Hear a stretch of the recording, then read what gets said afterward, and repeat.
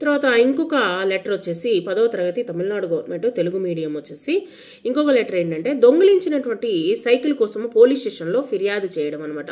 Police స్టేషన్కి వెళ్ళి report ఇవ్వడము అదేంటనే చూద్దాము. పంపువారు వచ్చేసి 10వ తరగతి విద్యార్థి, ప్రభుత్వ బాలర ఉన్నత పాఠశాల, రామాపురం గ్రామము, కృష్ణగిరి జిల్లా, తమిళనాడులో. పొందువారు సబ్ ఇన్స్పెక్టర్ గారు, పోలీస్ స్టేషన్, రామాపురం గ్రామము, కృష్ణగిరి జిల్లా, తమిళనాడు. అయ్యా, విషయం ఏంటంటే దొంగిలించబడినటువంటి బడ్డ సైకిల్ ఫిర్యాదు గురించి అని రాయొచ్చు అనమాట. నమస్కారము, నేను రామాపురము ప్రభుత్వ బాలుర ఉన్నత పాఠశాల 10వ తరగతి చదువుతున్నాను.